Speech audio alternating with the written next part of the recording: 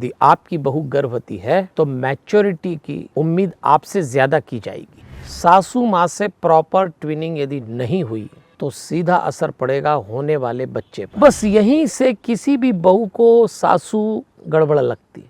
हमारी गर्भवती माँ बहन बेटी जो है उनसे भी कहूँगा, आपके गर्भ में जो शिशु है वो इसी सासू के बेटे का अंश है। बहुत डीप और बहुत पायस कनेक्शन है आप दोनों में।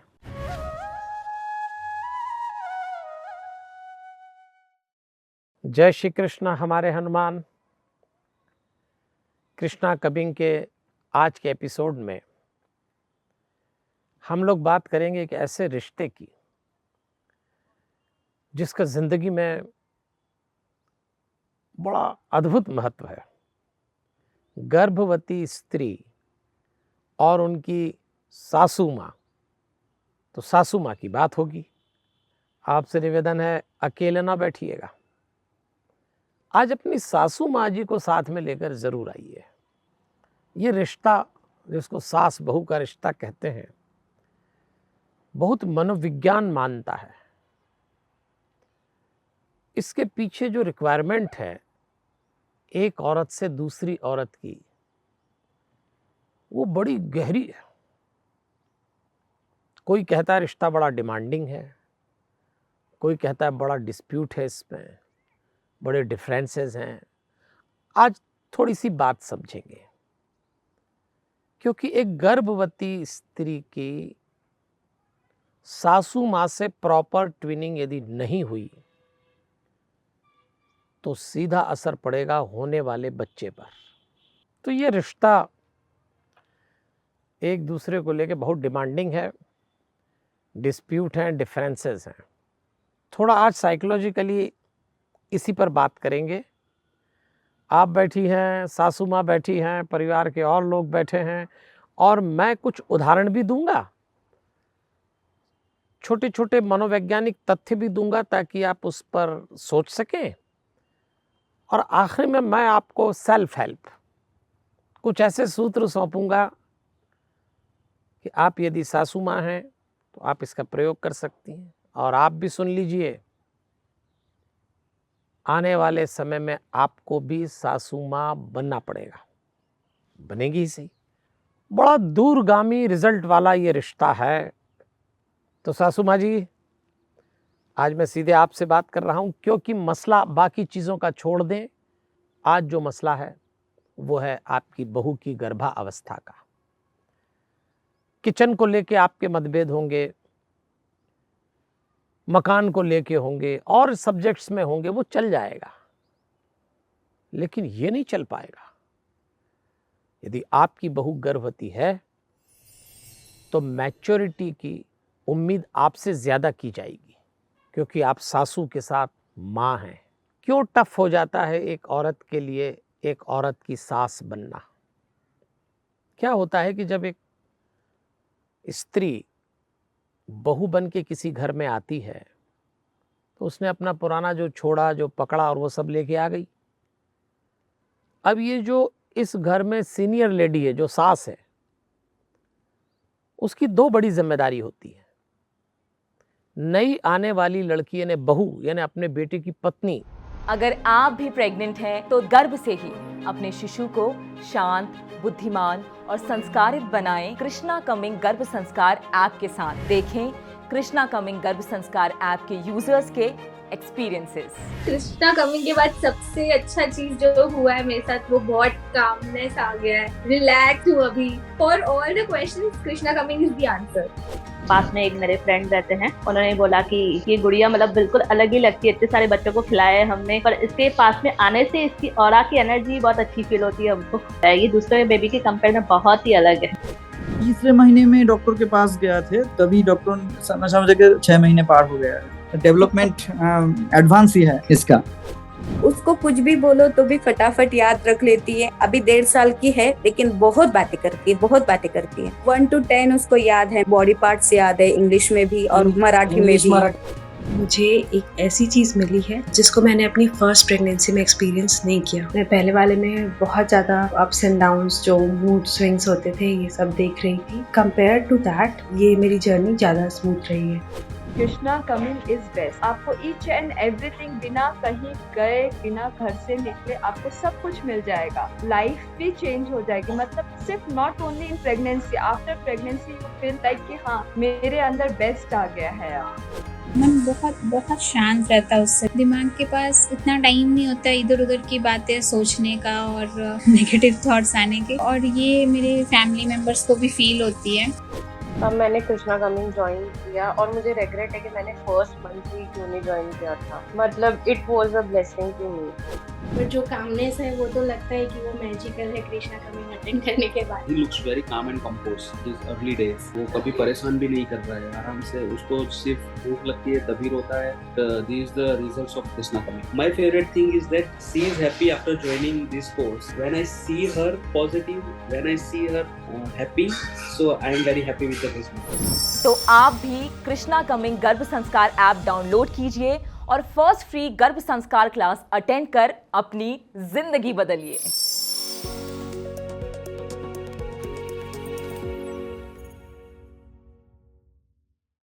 अब ये जो इस घर में सीनियर लेडी है, जो सास है, उसकी दो बड़ी जिम्मेदारी होती है। नई आने वाली लड़की यानी बहू यानी अपने बेटे की पत्नी, उसको परंपरा भी सिखाना है और मूल्य भी सिखाना है। उस फैमिली की जो ट्रेडिशंस है वो भी सासू जी को सिखाना है, उस फैमिली की जो वैल्यूज़ हैं वो भी सिखाना है। अब आपके मन में एक सवाल होगा कि ट्रेडिशंस और वैल्यूज़ में कोई फ़र्क है? फ़र्क है। उस समय जो परंपरा आपके घर में चल रही होगी, उस परंपरा से आज बहू मत ले आना, उस परंपरा से आज बहू के साथ रहने मत लगना। और ये संवाद जो आज की कई बार सासू जी बोलती हैं, हमारी सासू तो ऐसी थी, हमने भी ऐसा, अब ये गलती कभी मत दोहराइए। ये परंपराएं हैं जो लगातार बदलना है। इसलिए मैं तो कहता हूँ ट्रेडिशंस शुड बी चेंज, पर values will not be change. मूल्य नहीं बदले जाएंगे। मूल्य मतलब प्रेम, अपनापन, सेवा, ये वैल्यूज़ हैं, समझ। ये 50 साल पहले भी वही काम करेंगी, 50 साल बाद भी। लेकिन परंपरा के पहले घूंघट ओढ़ के आना था, आज बच्चियां मना कर देगी। पहले ससुर जी से बात नहीं कर सकती, आज बगल में बैठती। तो आप सोचिए थोड़ा। अब क्या होता है कि अगर इस पर काम नहीं करेंगे तो एक प्रेशर क्रिएट होता है और संबंध खराब होना शुरू हो जाते हैं। फिर चलिए लगे लगे एक और आपको थोड़ा मनोवैज्ञानिक बात कर दूं। ससुर जी से बहुओं को कम प्रॉब्लम होती है क्योंकि वह पुरुष है, उसको कुछ सिखाना नहीं है। सासू माँ के रूप में आपको सिखाना है परंपरा और मूल्य। और सिखाते समय क्या होता है, 3 बातें होती हैं: सख्ती, स्वतंत्रता और स्वच्छंदता। स्वतंत्रता और स्वच्छंदता में फर्क है। स्वतंत्रता का अर्थ यह है कि आपका निर्णय आपको लेना है। स्वच्छंदता का अर्थ यह है कि मैंने जो निर्णय ले लिया वो गलत है तो भी सही मानूंगी और किसी की नहीं मानूंगी। तो थोड़ी सख्ती भी रखना पड़ती है कि भाई तुम बहू बन गई हो बेटी से, तो हमारे घर में ये परंपरा है, थोड़ा ऐसा पालना, इसमें भी सख्ती है। बस यहीं से किसी भी बहू को सासू गड़बड़ लगती और यहीं से सासू जी को बहू गड़बड़ लगती। और 2 स्त्रियों में मित्रता हो जाए, इसके उदाहरण कम होते हैं। आप इतिहास उठा के देख लीजिए, पुरुष से पुरुष की मित्रता के एक से एक उदाहरण मिलेंगे। कृष्ण अर्जुन ही ले लीजिए, श्री राम विभीषण ले लीजिए, और भी बहुत सारे। स्त्री से पुरुष की मित्रता के भी उदाहरण मिल जाएंगे। कृष्ण और द्रौपदी की दोस्ती ऐसी ही थी।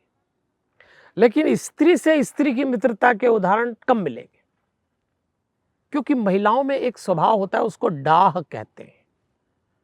डाह वृत्ति का अर्थ होता है सहज ईर्ष्या। एक स्त्री बहुत सुंदर कपड़े पहन के आए तो एक पुरुष देखेगा अलग ढंग होगा, लेकिन एक स्त्री दूसरी स्त्री के सौंदर्य को भी निहारेगी तो उसमें ऊपर से नीचे तक अजीब सी डाह वृत्ति होती है, वही सौतिया डाह बन जाती है। अब यहां सास और बहू के बीच में एक डाह वृत्ति काम करती है। ये गठन ही ऐसा स्त्रियों का, इसलिए ये रिश्ता बड़ा नाजुक हो जाता है। अब आइए सासू माँ जी, आपसे उम्मीद ज़्यादा है। देखो आप, सीधी सी बात है, एक स्त्री माँ के रूप में एक बच्चे को तैयार करती है, बेटे को 25 साल का कर देती है। बेटा भी बहुत आज्ञा मानता है, माँ से पूछे बिना कोई काम नहीं करता।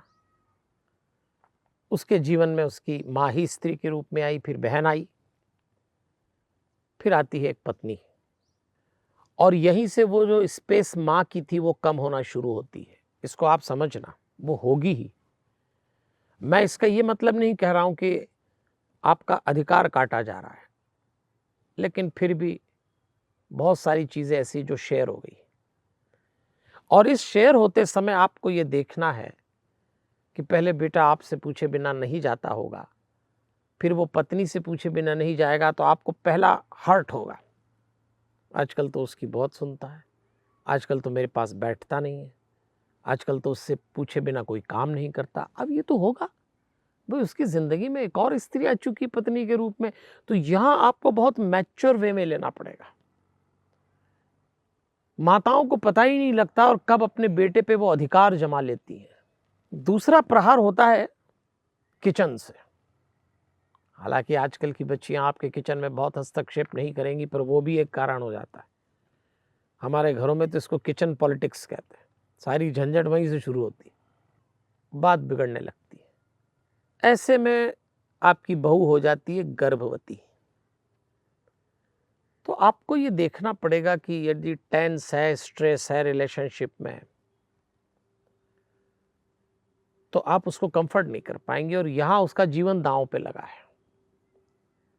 शायद एक गर्भवती स्त्री अंदाज नहीं लगा पाती, जब पहली बार अगर प्रेग्नेंट हुई हो, कि यदि मैं दबाव लूंगी, ईर्ष्या लूंगी, जलन लूंगी, कलह लूंगी, कुड़न लूंगी, तो असर बच्चे पे पड़ेगा। लेकिन आप तो परिपक्व हैं, आपने संतान पैदा की है, आप उस मनोवैज्ञानिक स्थिति से, इसलिए आपकी जिम्मेदारी ज्यादा हो जाती है।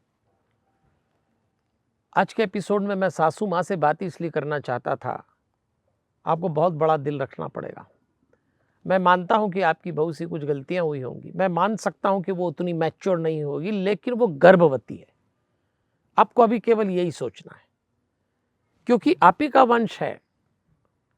आप नहीं चाहेंगे कि आपका पोता या पोती जो इस संसार में आ रहा है, आने के पहले कहीं विकृत मानसिकता से ग्रसित हो जाए। तो आपको अपना अहंकार छोड़ना पड़ेगा, जिस पे चोट लगेगी, पक्का लगेगी। आपको एडजस्टमेंट ज्यादा करना, आपको समझ का लेवल आपको ज्यादा बढ़ाना है। हमारे तुलसीदास जी ने रामचरितमानस में सास बहू के रिश्ते पर टिप्पणी की है। उन्होंने लिखा है, कौशल्या सासु ग्रह माही, कौशल्या सासु ग्रह माही, सेवही सबिन मान मद नाही। अब इसमें एक शब्द आया है, मान मद नाही। अपनी सासू की सेवा करते हुए सासू और बहू की रिलेशनशिप में मान और मद, ये दो चीजें नहीं थी सीता जी कौशल्या जी के बीच। आज की सास बहू को ये समझना पड़ेगा कि मान और मद, मान मतलब अहंकार, मद मतलब अहंकार जब विकृत हो जाए तो मद हो जाता है, नशा टाइप का चढ़ जाता है। हमने तो जो किया वो ठीक किया, मैं सासू हूं, मेरी बात क्यों नहीं मानी जा रही, ये मद है। मैं बहू हूं, क्यों सुनूं, ये मान है। आप दोनों की लड़ाई में पूरा परिवार कीमत चुकाएगा, वो आने वाला बच्चा कीमत चुकाएगा। मैच्योर आपको होना है। मैं फिर कह रहा हूं, मैच्योरिटी के लेवल पे तो गर्भवती स्त्री को भी मैच्योरिटी दिखाना पड़ेगी, पर चलो मान लेते हैं जिंदगी का अनुभव कम है, अभी फिजिकली प्रेशर है, तो वो अलग अंदाज से डिसीजन लेगी। पर आपने तो दुनिया देखी है, आप बहुत गहराई में जाके देखिए, आपको बहुत बड़ा दिल करना पड़ेगा। मैं तो एक फार्मूला देता हूं तमाम सासू माओं को, कुछ इस तरह से मैंने जिंदगी को आसा कर लिया, कुछ इस तरह से मैंने जिंदगी को आसा कर लिया, किसी से माफी मांग ली, किसी को माफ कर दिया। ये सूत्र पकड़ के चलना, क्योंकि आप पे जिम्मेदारी है अपने बच्चों के भविष्य की, अपने वंश की भविष्य की। वो तो आज नई बच्चियां हैं, अपने ढंग से वो भी बड़ी निराली हैं। और मैंने कहा ना कि अगर रिश्ता ठीक नहीं है तो रिएक्शन भी उल्टी हो जाएगी। तो चलिए, अब आपके मन में सवाल होगा कि भाई पंडित जी आप इतनी सारी बातें बता रहे हैं, पर मैं सासू माँ हूँ, मुझे बहुत टफ टाइम देखना पड़ रहा है, ख़ास तौर पे मेरी बहू की प्रेगनेंसी में, तो मैं क्या करूँ? मैं आपको 2 शब्द दे रहा हूँ, अंग्रेजी के हैं। गर्भावस्था या प्रेगनेंसी, इस शब्द को सुनते ही मन में आते हैं तो अनगिनत सपने, आशाएं, उमंगे, पर साथ ही ये 9 महीने लेकर आते हैं कुछ डर, चिंताएं और सवाल भी। क्या मेरा होने वाला बेबी स्वस्थ जन्मेगा? उसमें कोई फिजिकल या मेंटल कमी तो नहीं रह जाएगी? घर पर चलने वाले इश्यूज हों या मेरा चिड़चिड़ापन कहीं ये मेरे बेबी पर कुछ गलत असर तो नहीं डालेंगे? इन्हीं सारे प्रश्नों और जिज्ञासाओं का समाधान किया है IIT एस्पिरेंट्स को पढ़ाने वाले एक प्रोफेसर ने कृष्णा कमिंग ऐप के माध्यम से। एक ऐप जिसने मॉडर्न मेडिकल साइंस और एंशिएंट इंडियन गर्भ संस्कार को एक प्लेटफॉर्म पर लाकर खड़ा किया। हार्डकोर गायनेकोलॉजिस्ट हों या वैदिक मंत्रा के चमत्कार लिए वेद मूर्ति ब्राह्मण, माइंड रिलैक्सेशन के लिए म्यूजिक एक्सपर्ट्स या मन की शांति के लिए मेडिटेटर्स, लाइफ की प्रॉब्लम्स में भी खुश रहा जा सकता है, याद सिखाने के लिए लाइफ कोच या गहरी नींद के लिए योग निद्रा स्पेशलिस्ट। इंडिया के टॉप एक्सपर्ट्स के कुछ एक्सट्रीमली इजी टिप्स और टेक्निक्स को अपना के अब आप भी एक ब्रिलियंट, हेल्थी और शांत मना बेबी को जन्म देने की दिशा में आगे बढ़ सकती हैं और साथ ही अपनी प्रेगनेंसी को बना सकती हैं हैप्पियर देन एवर। आज ही कृष्णा कमिंग ऐप डाउनलोड कीजिए। सिर्फ जननी नहीं, माँ बने, ये आपका कर्तव्य है और आपके बेबी का अधिकार। अपनी हैप्पी, पॉजिटिव और मिरेकुलस प्रेगनेंसी के लिए आज ही डाउनलोड कीजिए कृष्णा कमिंग गर्भ संस्कार ऐप। मैं आपको 2 शब्द दे रहा हूं, अंग्रेजी के हैं लेकिन हिंदी के पास में है। अपनी बहू के साथ व्यवहार करते समय आपकी मंशा क्या है? क्योंकि वो प्रेग्नेंट है, तो उसके लिए जो भी आप काम करें उसका सोर्स स्पिरिचुअल हो। थोड़ा एक्सप्लेन करूंगा आगे मैं जब आपको सेल्फ हेल्प में सूत्र दूंगा, पर सोर्स स्पिरिचुअल हो, उससे जो भी रिलेशनशिप हो। और दूसरी बात, उसके सेटिस्फेक्शन लेवल पर बराबर वॉच करिए। यदि गर्भवती बहू का संतोष का स्तर ठीक से नहीं हुआ तो ये जो बहू आपकी गर्भवती है तो 9 महीने बाद नॉर्मल लेडी हो जाएगी, लेकिन इसका असंतोष उस बच्चे में उतर जाएगा और वो बच्चा जब जिंदगी में आएगा तो ज़रूरत से ज़्यादा ज़िद्दी निकलेगा। आज जितने दादा दादी, नाना नानी, माता पिता अपने बच्चों को ज़िद्दी बोल रहे हैं, वो ये भूल चुके हैं कि इसको ज़िद्दी बनाने में इसकी माँ जो उस समय गर्भवती थी कहीं ना कहीं वो असंतुष्ट रही, और उसको असंतुष्ट बनाने में कहीं ना कहीं घर के लोग शामिल थे, और ख़ास तौर पे आप सासू माँ। नाराज़ ना होएं, बात गंभीर चल रही है, आपके ऊपर बात नहीं आ रही, आपके वंश पे बात आ रही, इसलिए गंभीरता से बात कर रहा हूं। क्या है आपकी उम्र? 20-25 साल बाद आप बाहर हो जाएंगे मुख्य धारा से, वो बच्चा आ जाएगा आपके खानदान का। तो 2 चीजें, अपनी बहू से जो हैंडलिंग करें सोर्स स्पिरिचुअल हो, सेटिस्फेक्शन लेवल को मेंटेन करें, क्योंकि जब जब मैं आपसे आपकी बहू की बात कर रहा होगा आपको लग रहा होगा मैं ही जानती हूँ क्या सोच के बहू लाई थी, क्या आ गई। आप बीती क्या कहें वही पुराना राग, लेने सूरज गए थे मिली सुलगती आग। क्या सोच के बहू लाए, क्या निकल आई, कोई बात नहीं, हम तो आज की बात कर रहे हैं। आज आपके बहू के जीवन में बहुत प्यारी घटना घट रही, वो गर्भवती है, आपके वंश को गौरव मिल रहा है, इसलिए आपसे बात करना है, कोई दबाव नहीं है, मेरी बात पे चिंतन करिएगा। तो चलिए इस पर विचार करें। मैं ऐसा नहीं कह रहा हूं कि आप दोषी हैं, मैं ये भी नहीं कह रहा हूं कि आप गलती कर रही हैं, लेकिन चूंकि आप जिस पद पर हैं सासू माँ के, और इन बच्चियों की साइकोलॉजी को आपको समझना पड़ेगा, इसलिए ऐसा कह रहा हूँ। ये नई उम्र की बच्चियाँ आपके यहाँ बहू बन के आई हैं। और एक बात और कहना चाहूँगा कि पिछले 10-15 साल में और आने वाले 10-15 साल में ये जो टाइम स्पान हम लोगों की लाइफ में आया है, इसमें साइंस और टेक्नोलॉजी ने बड़ी तेज़ी से चीज़ें बदली है, पहले इतनी नहीं बदली। तो इस दौर की जो बच्चियां बहू बनेंगी वो अपनी सासू के लिए चैलेंज होंगी, ये आपको मानना पड़ेगा। और आप जो इस समय गर्भवती बनकर बैठी हैं और भी स्थिति में आप हों, आपसे भी निवेदन करूंगा, आपने ध्यान दिया हो मैं लगातार एक शब्द बोल रहा हूं, सासू माँ। आप जिस माँ के साथ अपने मायके में रहीं, आपको भी अपनी समझ से अपनी सासू में माँ देखना पड़ेगी। सारा दोष इनका नहीं कहा जा सकता। बहुत सारी स्थितियां तो बहुएं खुद बिगाड़ती हैं।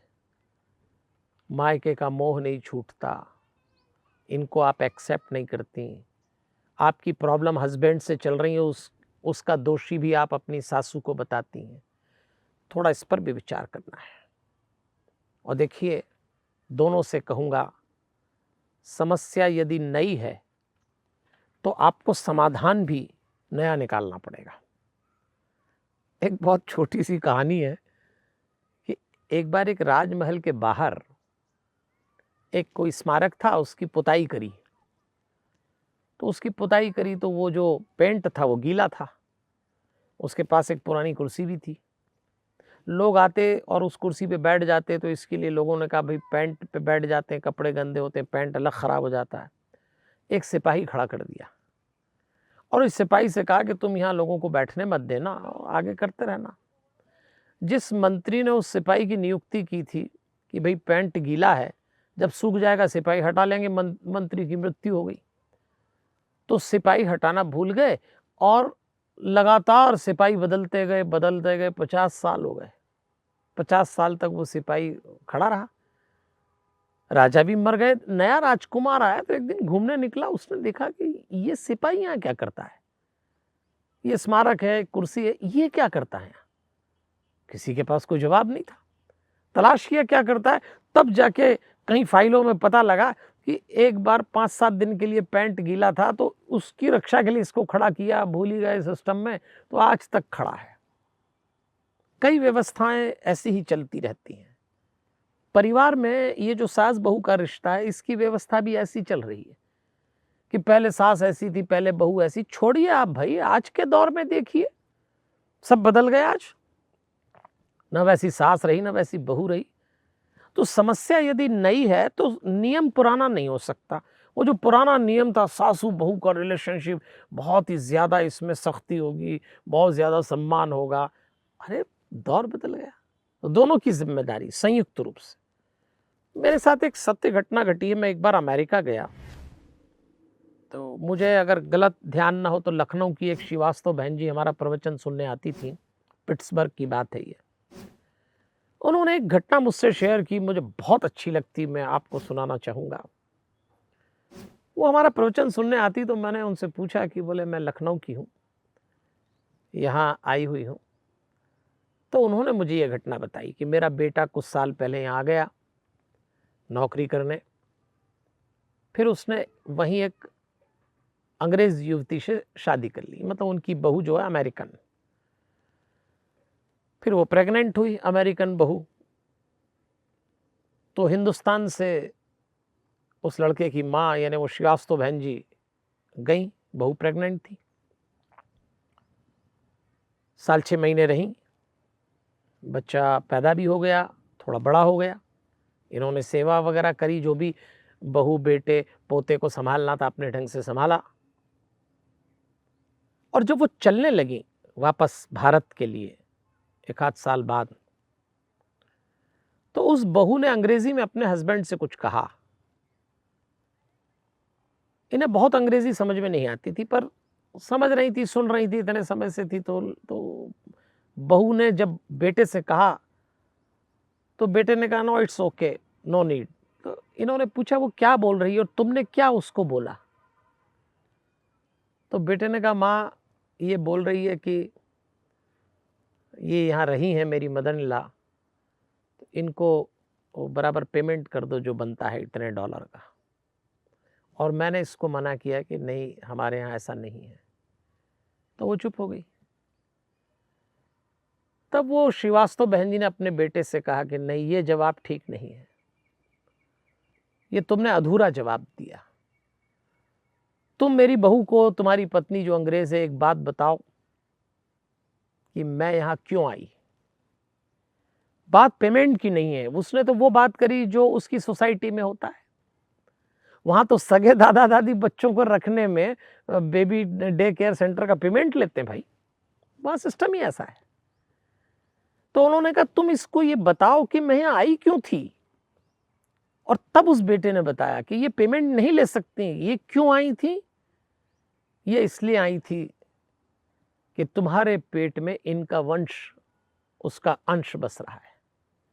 ये इसलिए आई थी कि एक पूरा भविष्य बस रहा है।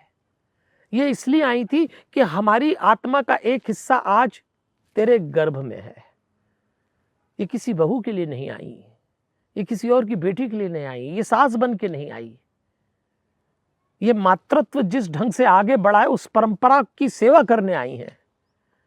और ये बात जब उस बेटे ने अपनी अमेरिकन बहू को अपने ढंग से बताई तो वो बहन जी बता रही थी कि उसकी आंख में आंसू आ गए। उसने हाथ पकड़ लिया अपनी मदर इन लॉ का और उसने कहा आई कांट बिलीव दिस। ये है भारत की परंपरा। यहां सासू मां होती है, लेकिन वो फीलिंग आपको डेवलप करना पड़ेगी, बहू को भी। ये रिश्ता पारंपरिक परस्पर रिश्ता है।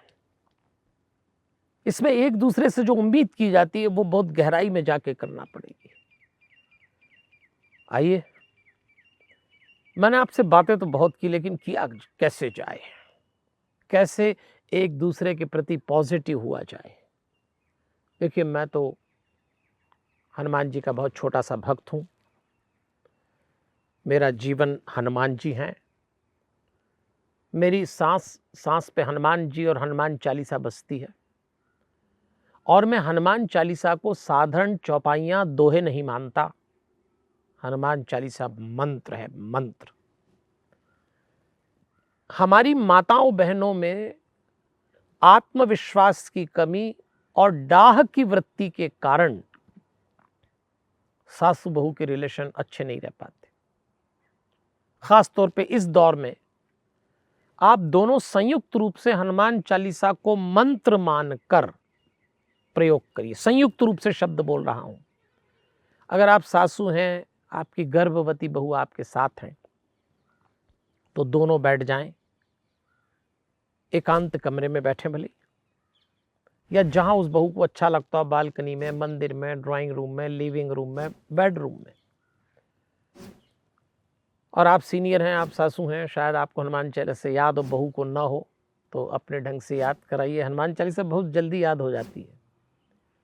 और नहीं तो रिकॉर्ड पे बजा लीजिए, नहीं तो हमारी आवाज़ में बहुत मिल जाती है। एक रिदम के साथ है, म्यूज़िक कम हो उसमें, लेकिन आवाज़ हो। और दोनों बैठिए, और दोनों बाहों के बीच में एक चक्र है, इसको कहते हैं आज्ञा चक्र। इसका स्वभाव है अक्रोध।